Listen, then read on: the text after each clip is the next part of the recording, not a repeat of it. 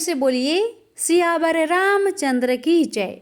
प्यारे भक्तों, आज आप सभी श्रवण करेंगे रामायण की व्रत कथा और आज आप सभी श्रवण करेंगे राम अवतार के कारण और कथा। श्री राम की पावन चैत्र कथा की महिमा ऐसी है कि इसे कहने और सुनने से जिस आत्मिक सुख की अनुभूति होती है वह अवर्णनीय है। साधु परंपरा में राम कथा का श्रवण नित्य नियम माना जाता है और राम का नाम भारत भूमि पर प्रतिदिन करोड़ों कंठों से निकलता है। औपचारिक व्यवहार में भारत में राम राम का पारस्परिक आदान प्रदान यहाँ की संस्कृति का अभिन्न अंग है। सदैव स्मरणीय राम की इस परम पवित्र कथा को युगों युगों से कहा सुना जा रहा है। श्री राम का चरित्र मानव के उस उज्जवल पक्ष का प्रतीक है जहाँ उदारता, पितृभक्ति, मातृभक्ति, भ्रातृ प्रेम, प्रजा प्रेम और मर्यादा के साथ कुल के वचन के पालन का भव्य मिश्रण है।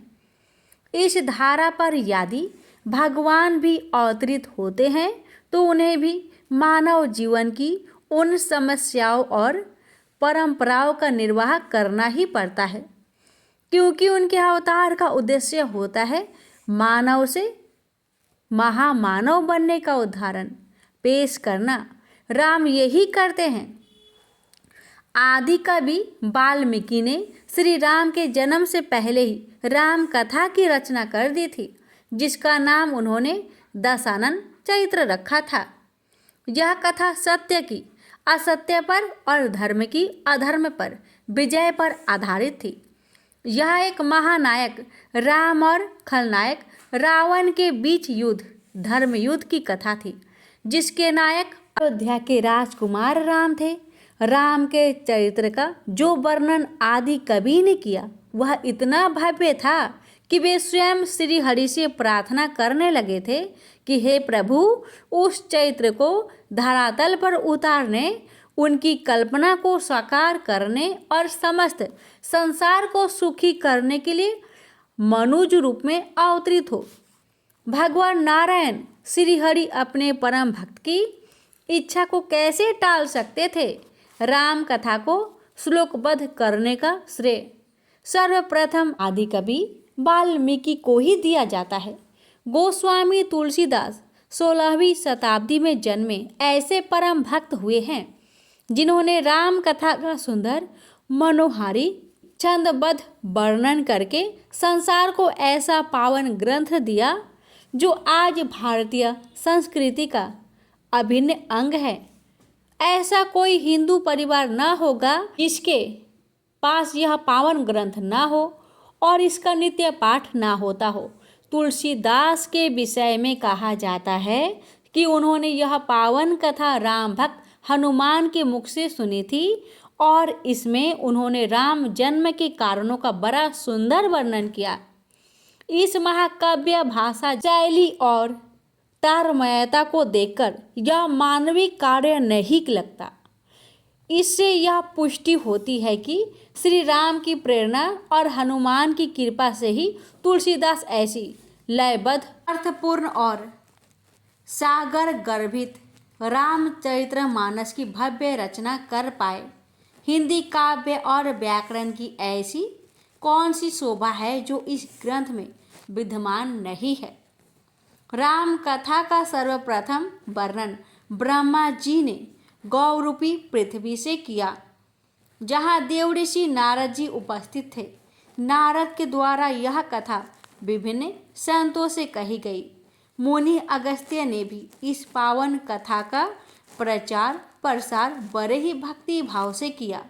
तुलसीदास जी ने सभी की वंदना करते हुए राम कथा को रामचरितमानस के द्वारा भव्यता प्रदान की। भगवान श्री हरि जग जननी माता लक्ष्मी के साथ क्षीर सागर में नित्य निवास करते थे। ब्रह्मा रूप में सृष्टि का सृजन, विष्णु रूप में उसका पालन और शिव रूप में संहार अर्थात संतुलन करते थे। जब जब धरा पर दुष्ट शक्तियों का प्रभाव बढ़ गया है और धर्म का ह्रास होता है, तब तब श्रीहरि भिन्न भिन्न रूप धरकर अवतरित होते हैं। श्रीहरि का पहला अवतार मत्स्य अवतार था। महाप्रलय के समय सृष्टि को बचाने के लिए श्रीहरि ने मत्स्य अवतार लिया और हयग्रीव नाम के राक्षस को मारकर वेदों की रक्षा की। राक्षस हयग्रीव महाप्रलय के समय ब्रह्मा जी के मुख से निकले वेदों को निकलकर भाग गया। महाप्रलय के समय सभी सृष्टि अंशों को सुरक्षित कर मत्स्य रूपी श्रीहरि ने सृष्टि की पूर्ण रचना की। नरसिंह पुराण के अनुसार उनका दूसरा अवतार कूर्म अवतार है। कहते हैं कि एक बार इंद्र को क्रोधी महामुनि दुर्वासा ने परिजात पुष्पों का दिव्य हार उपहार में दिया था। इंद्र ने उसे तुच्छ जानकर उसे फेंक दिया। अपने उपहार का ऐसा अपमान देखकर क्रोधी दुर्वासा ने इंद्र को श्राप दे दिया कि तेरा वैभव नष्ट हो जाएगा। श्राप के अनुसार लक्ष्मी जी रसातल में चली गई और देवताओं की शक्ति छीन हो गई। इससे दुखी होकर देवता श्रीहरि के पास गए और अपनी व्यथा सुनाई। इधर असुरों ने देवताओं की शक्ति छीन होते देख अमरावती पर अधिकार कर लिया। श्रीहरि ने तब समुद्र मंथन की राय दी, जिससे लक्ष्मी और अमृत को प्राप्त करने की बात कही गई। समुद्र मंथन में मंदराचल पर्वत की मथनी बनाई गई और उसे पीठ पर धारण करने के लिए जगत कल्याण हेतु श्रीहरि ने कच्छप अर्थात कूर्म अवतार लिया। भगवान श्रीहरि का तीसरा अवतार वराह अवतार है।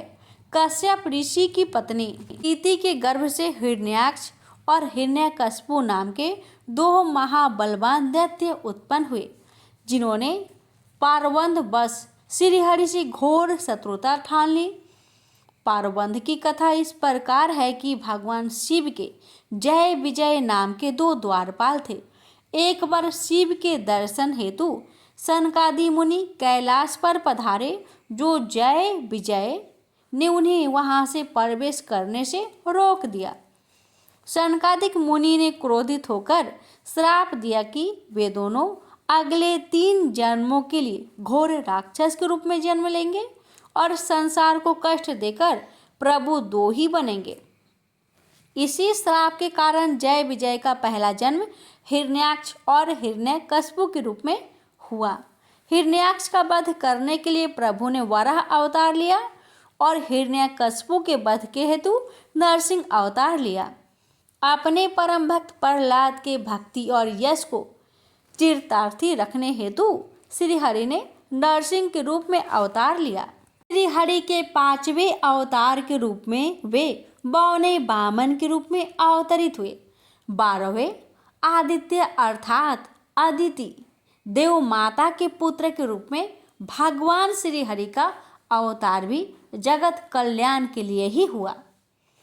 परम भक्त प्रहलाद का पुत्र असुरराज बलि ने अपनी उदारता, दानशीलता और तप से तीनों लोकों को जीतकर असुरी साम्राज्य का विस्तार कर लिया था। और असुरों की तो प्रवृत्ति ही मानवता को त्रास देने वाली होती है, अतः धरा पाप के बोझ से पीड़ित हो उठी थी। तब श्रीहरि ने वामन अवतार लेकर राजा बलि से 3 पग भूमि दान करने का संकल्प लिया। 2 पग में पृथ्वी और आकाश लेकर तीसरा पग वामन रूपी श्रीहरि ने राजा बलि के शरीर पर रखा और उन्हें पाताल लोक भेज दिया। इस प्रकार श्रीहरि ने बलि का प्रभाव छीनकर देवता व मानव जाति का कल्याण किया और दानवीर राजा बलि को सूतल लोक प्रदान किया। श्री विष्णु का 6वां अवतार महर्षि परशुराम के रूप में परम विद्वान ब्राह्मण श्रेष्ठ मुनि जमदग्नि की पत्नी रेणुका के गर्भ से उत्पन्न हुआ। उस समय हेहय वंश का कुर्मकर्मा महाबली राजा पार्थ बड़ियाजुन था।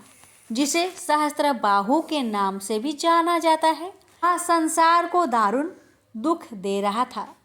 उसका दुर्भाग्य की काल की प्रेरणा वह एक बार महर्षि जमदग्नि के आश्रम में असंख्य सेना सहित आ गया। यहाँ मुनि दंपति ने उनका अच्छा स्वागत सत्कार किया और कई अछोहिनी सेना को तृप्त किया। यह सब संभव हो सका था कामधेनु की पुत्री नंदिनी गाय के कारण। सहस्त्रबाहु ने महर्षि जमदग्नि से नंदिनी को मांग लिया। महर्षि द्वारा विनय पूर्वक इनकार कर देने पर सहस्त्रबाहु ने उनका अपमान किया और बलपूर्वक गौ माता को ले गया।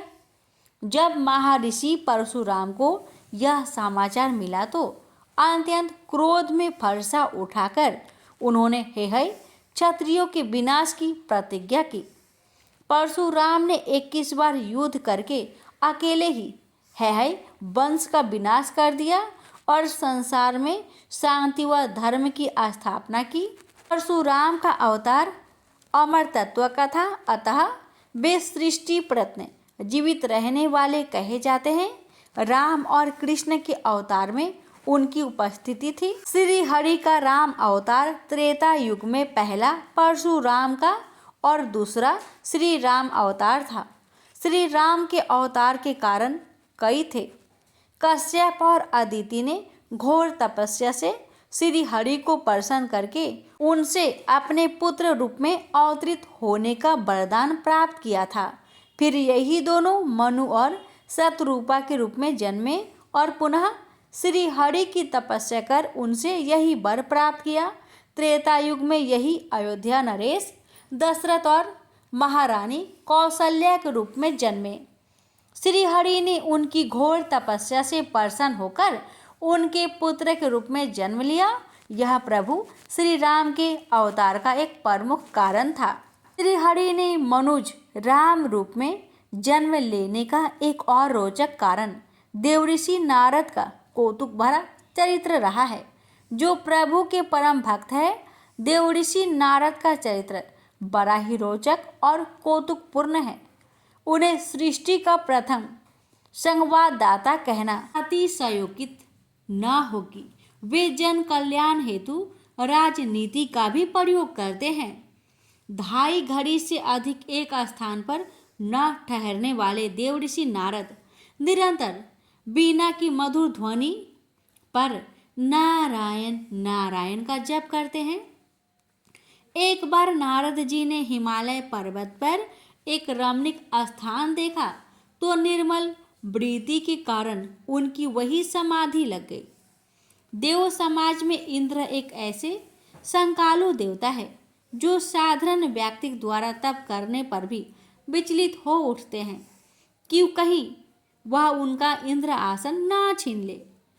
अब जबकि नारद जी समाधि हो गए तो इंद्र का संकित हो जाना और भी स्वाभाविक था। देवऋषि तप करके कहीं उनका इंद्र आसन तो प्राप्त नहीं करना चाहते। इसी शंका के चलते देवराज इंद्र ने अपने मित्र कामदेव की सहायता ली। कामदेव किसी भी विधि से देवऋषि की समाधि भंग न करा सके और अंततः उनके चरणों में नत हो गए। प्रभु की ऐसी प्रेरणा हुई कि नारद जी के मन में काम विजेता होने का अभिमान हो गया। नारद जी ने इसे अपनी उपलब्धि मानकर ब्रह्मा जी, शिव जी और फिर श्री हरि विष्णु को जा सुनाई। श्री हरि ने अपने इस परम प्रिय भक्त के अभिमान को दूर करने के लिए एक माया रच डाली। इस माया से श्री हरि ने एक सुंदर नगर, वहाँ का वैभवशाली राजा और अत्यंत रूपवती राजकन्या विश्वमोहिनी का सृजन किया और ऐसा संयोग बनाया कि नारद जी उस नगर में कौतूहल बस पहुंच गए। आज से पूर्व उन्होंने न वह नगर कभी देखा था और न उसका नाम सुना था। उन्होंने कभी ऐसा अपूर्व सुंदरी भी न देखी थी जिसकी हस्तरेखाओं में उसका वर तीनों लोकों का आधिपति होगा, ऐसा लिखा था। माया के भ्रम में फंसे नारद जी सीधे बैकुंठ पहुँचे और श्री हरि की स्तुति करके उनसे हरि का रूप मांग लिया। श्री हरि तो कुछ और ही लीला कर रहे थे, अतः उन्होंने नारद जी को हरि अर्थात बानर का रूप दे दिया। विश्व मोहिनी के स्वयंवर में बानर रूपी नारद जी का बड़ा ही अपमान हुआ और विश्व मोहिनी को श्री हरि विष्णु भगवान ही वर ले गए। ऐसे में देव ऋषि को क्रोध आना स्वाभाविक ही था। भक्तों को भगवान ने यह अधिकार दिया भी है। नारद जी क्रोध से भरे बैकुंठ पहुंचे तो लक्ष्मी रूप में विश्व मोहिनी को देख सब समझ गए। देव ऋषि नारद बोले, आहा, तो यह कारण था मुझे बानर रूप देने का। इस सुंदरी पर तो आपकी दृष्टि थी। सर्वेश्वर हो तो किसी से भी कपट करने से भय नहीं मानते, लेकिन इस बार आपने मुझसे ही शत्रुता ले ली है। उस देव ऋषि को ही क्रोधित कर दिया। इसने कामदेव को जीता था। प्रभु, आपने यह उचित नहीं किया। आपने देव ऋषि को स्त्री वियोग का अपार कष्ट दिया है। मेरा श्राप है कि आपको भी स्त्री वियोग की पीड़ा सहने के लिए मानव रूप में अवतार लेना होगा और पीड़ा में सहायता हेतु उन्हीं बानरों का भय देना होगा जिनका रूप देखकर आपने मेरा घोर अपमान किया है। मेरा यह श्राप मिथ्या नहीं हो सकता। श्री हरि ने उस श्राप को स्वीकार किया और अपनी माया समेट ली। नारद जी को सत्य का भान हुआ तो अस्तबद्ध रह गए और प्रभु से क्षमा याचना करने लगे। श्री हरि ने उन्हें बोध कराया कि वह सब उन्हीं की प्रेरणा से विशेष कार्य संपादन हेतु किया गया है, अतः उन्हें गलानी करने की आवश्यकता नहीं है। इस प्रकार श्री हरि के राम अवतार के कई कारण में से एक कारण ये भी रहा। अन्य कारणों में से एक कारण ये भी था कि संसार में रावण व कुंभकर्ण के अत्याचारों से सुर नर मुनि धेनु आदि सभी अत्यंत पीड़ित होने लगे थे।